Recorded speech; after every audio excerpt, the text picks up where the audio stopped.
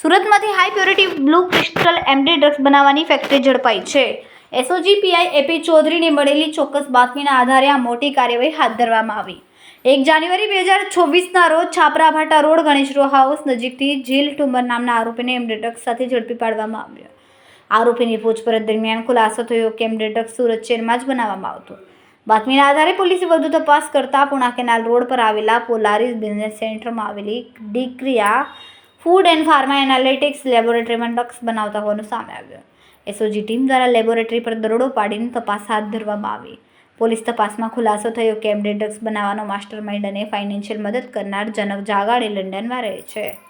જનક જાગાણી પોતાની મિત્ર ઈશા અણગણની લેબોરેટરીમાં બ્રિજેશ ભાલોડિયાને પ્રેક્ટિસ માટે જગ્યા આપવાની વ્યવસ્થા કરાવી. જનક અને ઈશા કોલેજના જૂના મિત્ર હોવાનું સામે આવ્યું. મિત્રતાના કારણે ઈશાએ જનકના કહેવા મુજબ બ્રિજેશને પોતાની કંપનીના પ્રોજેક્ટના નામે નાની જગ્યા ફાળવી હતી. ઈશાના જણાવ્યા અનુસાર બ્રિજેશે સવારે કામે જતો અને બાદમાં 1-2 કલાક માટે 3 થી 4 દિવસ લેબમાં આવતો હતો.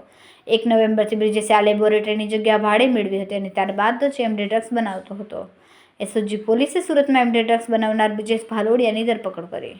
આ ઉપરાંત ખુશાલ રાનપરિયા અને ભરત ઉર્ફ ભાણો લાઠિયા નામના 2 આરોપીને ડ્રગ્સ સપ્લાય કરતા હોવાનું પણ સામે આવતા તેમને ઝડપી પાડવામાં આવ્યા.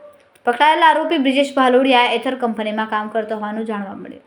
બ્રિજેશ ભાલોડિયા અને મુખ્ય આરોપી જનક જાગાણી બંને સુરતના માલીબા કોલેજના કેમિસ્ટ્રી વિદ્યાર્થી હોવાનું ખુલાસો થયો છે, જ્યારે ખુશાલ રાણપરિયા માલીબા કોલેજમાં બીટેક કરતો હતો.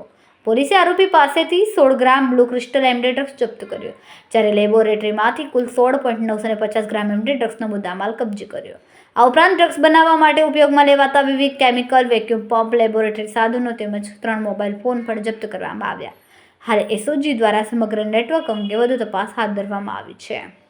એમડી બનાવવાની જે લેબ ઝડપાઈ છે એના અંદર 1 તારીખે અમે કેસ કરેલો અમરેલીમાં 232 ગ્રામ એમડીનો. એમાં જે આરોપી પકડાયેલા જે તે વખતે 2 આરોપી જે છે નાસ્તા કરતા હતા. એમાં ખુશાલ રાણપરિયા અને ભરત લાઠિયા બંનેને ગઈકાલે ઝડપી પાડવામાં એમની પૂછપરછ દરમિયાનમાં ખબર પડી કે બ્રિજેશ ભાલોડિયા જે છે એ આ ડ્રગ જે છે બનાવતો હતો, કારણ કે પોતે એથર કંપનીમાં સિનિયર કેમિસ્ટ તરીકે કામ કરે છે. પોતે કે એમએસસી કેમિસ્ટ્રી કરેલું છે ને એને અલગ અલગ જે ડ્રગ્સ કઈ રીતે બને, અલગ અલગ કેમિકલ છે એનું નોલેજ છે. તો એ ત્યાં એક લેબ છે ડિક્રિયા કરીને food and pharma analysis lab, ત્યાં એક કમ્પાર્ટમેન્ટ ભાડે રાખીને આ ડ્રગ્સ જે બનાવતો હતો એને પણ પકડવામાં આવેલો છે. જે લેબની અંદર આ જે કમ્પાર્ટમેન્ટ છે એમાં જેટલા પણ સાધનો છે તમામને જે છે મુદ્દામાલની અંદર લેવામાં આવેલા છે. જે મુદ્દામાલ છે એની વિગત આ પ્રમાણે છે કે ત્યાંથી છે ફનેલ છે, ફ્લાસ્ક છે, પંપ, વેક્યુમ છે, ડિજિટલ વોચ છે, વજન કાંટો વગેરે મુદ્દામાલ જે છે જપ્ત કરવામાં આવે છે. જે અલગ અલગ કેમિકલ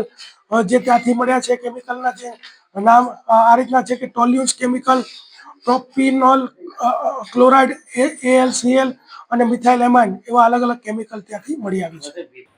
કેમેરામેન સેનલ વિરાણી સાથે વિશાલ છેઠા, માનવ પ્રભા ન્યૂઝ, સુરત. અમારા વિડીયોની નવી અપડેટ મેળવવા માટે સબસ્ક્રાઇબ કરો માનવ પ્રભા ન્યૂઝ ચેનલને. બેલ આઇકન ક્લિક કરો લેટેસ્ટ વિડીયો સૌથી પહેલા મેળવવા માટે.